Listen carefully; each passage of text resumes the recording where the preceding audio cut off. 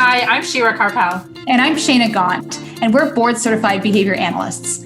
At How to ABA, we provide practical resources, community, and support to ABA professionals. In each episode of our podcast, we will be having real conversations with real people, sharing real stories about ABA. We'll share relevant strategies and actionable tips that will make us all better ABA practitioners. It's the ABA content you need that you're not going to learn in a textbook. Everyone, today we are talking about all things related to staff training, staff interviewing, staff hiring, and all the things you might want to know if you are applying for a job and if you are interviewing staff for a job. This is something that I think we probably aren't as prepared for as we should be when we, either go into our own business or need to hire RBTs or BCBAs to work with us. And there's a lot of things that you kind of learn along the way. One of the questions that I like when people ask me is about how we train our staff. Staff training is like a really important topic. It's how staff are going to feel supported, and they're going to it's going to affect their longevity with your company and really the quality of the ABA that you're providing. Let's start with interviewing. Okay, so the thing I say about hiring a staff is I usually look less on how many years of experience they have and how many courses they've taken. And I look for personality.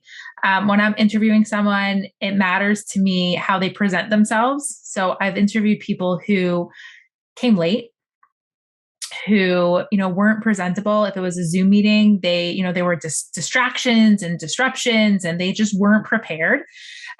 So that's going to matter. And I also like when people ask good questions. So when they ask about how they can be supported, what the opportunities for growth are, how feedback is constructed, those kind of things. If they're asking, the first question they ask is about how much the job pays, that's a red flag for me. I would say if you're interviewing for a job, maybe ask that at the end, but usually the range is posted on the job posting. So it just doesn't come across that great when the first thing you're asking about is the pay. You want to just really get to know them. I want to know about their personality. I want to know how warm they are, how they are at speaking to parents, what they're, I'll ask them about some examples of how they had to manage challenging behavior, because I want to see was there compassion there? Was there a lot of rigidity with sticking to, I always ignore challenging behavior. So those are the kind of questions that I ask. And it's hard to say exactly, this is what I want to see and this is what I don't want to see. But definitely try to let your personality come across in an interview.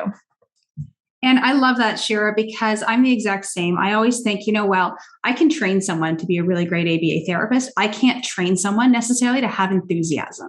And I look at the population of who I work with. And if I'm working with older students, I want somebody who, may not be talking in a baby voice and this and that, what have you. Yet if I'm working with a 3-year-old and I need to staff for younger students, I'm going to be looking exactly for that. If they can get down on their hands and knees and they can play. So really looking at where you're staffing, who is this person for, and what role are they going to play? So if they're working with younger kids, if it's possible, it's not always possible, obviously, on a video call, but if it's possible, if you're in person, to actually get down and have them play. And I've done this before, and people look at me, is she crazy? But I'll grab, a student, obviously with parent permission, but I'll grab a student who's very, easygoing. I'm not going to give them a tough student or anything, but I'm going to give them a student who's pretty easygoing and say, hey, look, I'm going to play with the student for a couple minutes. So I'm going to model myself. Here's what I'm going to do. Okay, now you jump in and you play. And it's really interesting because I've had people with resumes that are so long, yet they can't even get down to the kids' level. So it's, oh, hi, really, I have to play with the student.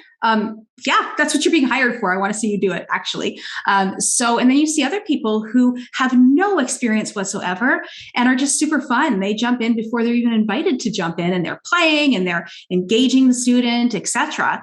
And that's really what I want to see. So if I can actually start with the play before even any other questions, I'll do that. And, sometimes I'll start with the play, and within 5 or 10 minutes, I'm like, thank you. And I walk them out the door, and that's it. That's it. They don't even get any other questions. They get nothing, because 5 minutes in, I'm not going to waste my time. Like, that's it. And I know that sounds so harsh. Isn't that harsh? No, my staff know that sometimes someone will come out of an interview after 5 minutes and they're like, okay, it didn't go well. I know, I'll know within the first few minutes.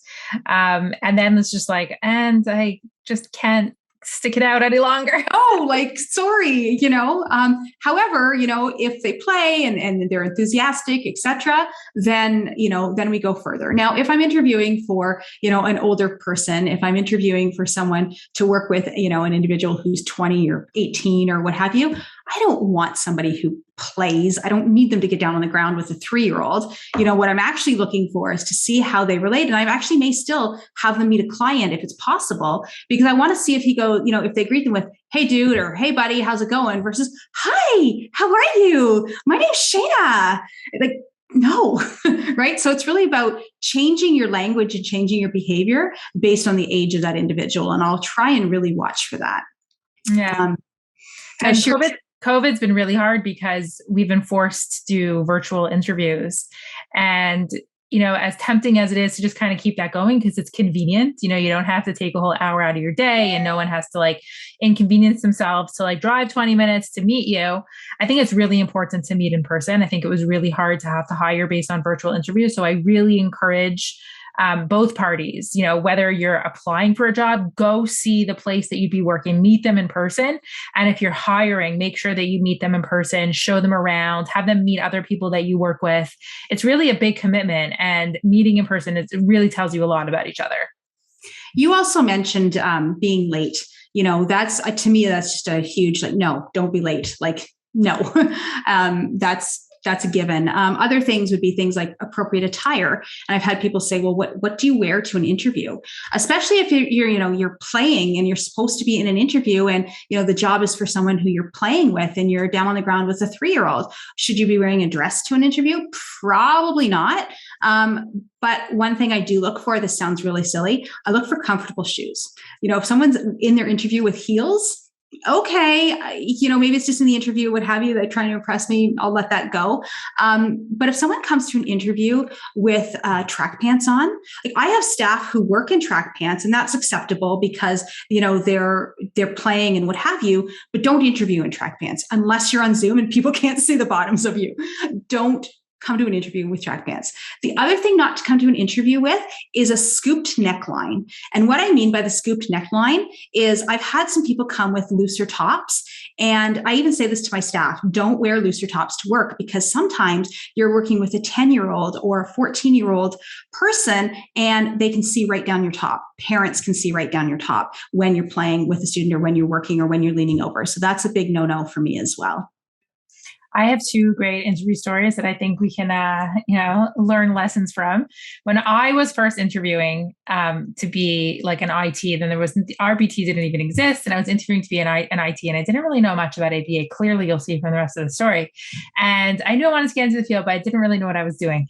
And I went to one interview, and they asked me a question, and they said, "What's the difference between ABA and IBI?" I don't know if IBI is a term other than in Canada, but IBI is intensive behavioral intervention, and ABA is applied behavioral analysis. At the time, I did not know that. And I came into the interview and they asked me that question and I was floored. I had no answer. And I felt so silly that I made sure every interview I went on, I was much better prepared. So be prepared. When you're going to an interview, research the company you're interviewing, understand the topics that you're going to be asked about. And that was a pretty obvious question. I should have known that. So I recommend doing the research if you're going to be interviewed. If you're an interviewer, there was another story that once in, all my years of interviewing people, I hired someone on the spot. She came for an interview, and my gut just said hire her, and I listened, and she's still there. She's fantastic. She's proven to be amazing. She was shocked that I was offering her a job at her interview. And I would say, listen to your gut. Like, usually it's not even something tangible, and it's not something that it's about what's on their resume or their certificate that they're coming in with. But when you meet them in person, you usually get a gut feeling. And I've learned to listen to that gut feeling, for better or worse. So can you operationally define that gut feeling, Shira? Absolutely not. It's usually if you don't feel like responding to their email when they're sending you an email following up, it's a bad sign. So those were my two interesting interview stories. The other thing I'll say is, if you are interviewing for a position, as an interviewer, it's always a red flag if they talk badly about their current employer. You could have a bad experience. That's why you're looking for a job. And that's totally fair. Most employers assume that's the case, because otherwise you wouldn't be looking for a job. But for the people that have come in, and when I ask them why they're looking for a job, go, really on a rant about how much, it's been unfair and they're not treated properly, it's always a red flag for me. So that's something to be aware of, even if it's tempting to throw your old employer under the bus. It doesn't look good. It's just not professional. Yeah, that's a good point, Shira. A really good point. So that's interviewing. That's probably a lot about interviewing, probably TMI for a lot of people. But then, okay, so you've interviewed somebody and you want to hire them. What's the next step? It would be onboarding, right? And staff training. The question is, where do you start? I mean, there's so many administrative things that you can do, and I'm not even going to go there because I'm a behavior analyst, and I'm going to go with, okay, well, how do we get them training so that they're, first day, quote unquote, in the chair, doing ABA on the floor, playing wherever you are, it can be successful. So what does that look like? Well, I mean, the very first thing we need to think about is BST, right? BST is behavioral skills training, which is really about whenever you're doing anything, making sure that you're giving an explanation, and then modeling for them, and then having them jump in and try it, and then giving feedback. Now, this BST model can not just, it doesn't have to happen in one session. So what I mean by that is, typically I'll have somebody, observe an ABA session if there's time and if there's money in the budget, because we all know some places you just can't do that. But I would ideally love someone to be able to sit and watch for a good week to 2 weeks, at least, if it's possible. And what they would do is, the very first couple of days, they would literally just watch, and we would give some explanations, we would give some instruction, etc. But there's no, hey, do you want to jump in? No, nothing like that. It would be just watching, here's some explanation, what have you. And then slowly it might be like, well, here's my clipboard, you take some data and see if we're on the same page here. Okay, great. Now that you're watching me, I've given you some explanations and I'm modeling it. Now, after, 3-4 days, what have you, jump in, you try it now. Okay, great. Let me give you some feedback. Oh, wait, let me jump back in. Now you try again, and going back that way. So the BST model doesn't have to happen all in 1 hour. It's, over a week or over 2 weeks. And that's typically how a quote unquote hands-on staff training would go. Yeah. Now, in addition to that, anyone coming in to any organization is, leaving one culture, coming into another culture. And there's so many things that you want all the staff to really hear at the same time. You want them all to be on board about, whether it's in, our approach to managing challenging behavior, to how we record data, to how we communicate with parents, right? Like, these are all important topics that you're not going to want to repeat every, 3 weeks when you have a new staff coming in. And it also contributes so much to the culture, right? Getting everybody together and everybody understanding how we do or don't use physical prompting, or what we do when we're managing a challenging behavior, who to call. All of these things are really important parts of staff training also, because they're going to make your job easier as the trainer in only saying it once and having everybody be on the same page, and as the trainee in facilitating that kind of like group cohesiveness, and feeling like, we're all kind of in this together, as opposed to like, let me just drop you into some sort of ABA center. Here's your kid, here's your schedule, and, take off and run. So having some sort of, cohesive training curriculum is really important. And whether you do it where, once or twice a year, you all get together and, spend 1 or 2 days going through an entire professional development, or there are some places that, make sure that, once a week we have a solid 2 to 3 hour team meeting that includes some training and some client reviews. There's many different ways to do it. Depends on what your clientele is and what your structure is like. But with either of those formats, really incorporating some solid training, giving them the foundations of why we're doing what we're doing. They don't have to understand all the bits and pieces of what it means to be a BCBA, but they should have some background on what reinforcement is, why, we use token systems or token boards, or what punishment is and why we do or don't use it. All of those principles of behavior and principles of behavior management, have that be, you can be as transparent as you want. Like we're not trying to force anyone to do anything. Let's teach you why we're doing it. They'll be more on board, and there'll be just better follow through and better quality of ABA that we're providing. So have them come together, and you could do a different topic once a month. You're focusing on a different topic. The first month it could be on, principles of ABA, and then you can move into behavior management and data collection. And I think it also contributes to most of the staff I have at least want to learn. And they part of the reason why they may move on is like, I want to learn new things. I just want to keep learning more. So if you're able to provide them with more learning opportunities, and not just learning on the, 1 or 2 clients that they're paired with, but learning opportunities across the board, you're just, a better employer for that. One of the very first agencies I ever worked at did exactly that, Shira. They shut down for an entire week while they did staff training, and they ran on a school schedule. So, September until July basically was their calendar year. And they did go through part of the summer, and then they shut down for the last couple of weeks of August, and they had a full staff training, and they often made new hires for September. So a lot of the new hires were there. I was one of the new hires, so I'd never worked at the organization before. So I came in, and it was really cool because I actually got the full, week staff training. And then there was other members, everybody was expected to be there. And then you had members of the organization who had been there, 5 to 10 years, and they were there as well, participating. Some of them were presenting, but some of them were just, as we did group work, some of them were just, in our groups to facilitate that learning. So we all didn't look like deer in headlights, right? Going, what? And that was really great. And what we got at that was, the principles of behavior. And this was long before, I'm going to date myself here, but long before any of us were RBTs. So we didn't know that, so just in terms of, what is, reinforcement from a technical standpoint, and, punishment and definitions, et cetera, et cetera. And, we learned all this. And it's funny because I was an ABA therapist in a home setting for 2 to 3 years before I joined this organization. And I was like, oh, that's why I'm doing what I'm doing, right? And the guy finally got the theory behind it.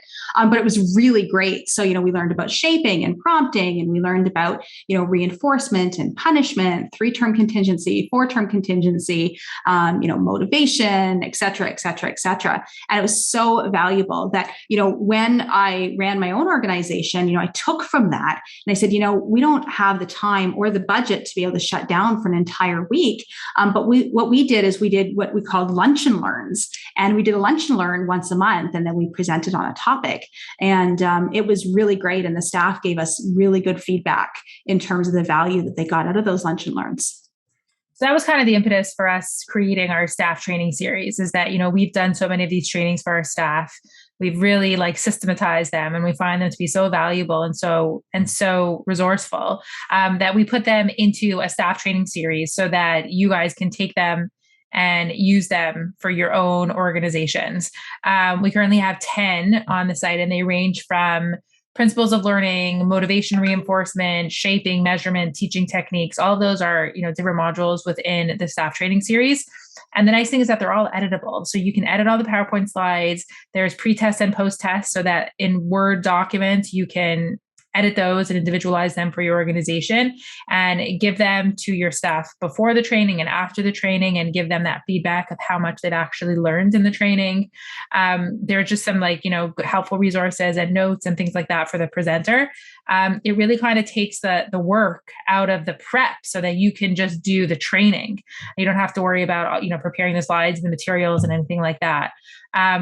So if you have an agency, an organization, or you do any kind of training, I highly recommend that you check out the staff training series and purchase it, use it, edit it, totally individualize it for your company, and stay tuned for 11 to 20. Thanks for joining today's conversation. Wherever you get your podcast, please go and subscribe, rate, and review so others can find out about us too. For more from How to ABA, including free resources and ABA materials, visit our blog at howtoaba.com. And make sure that you're following us on social media for more practical tips and updates.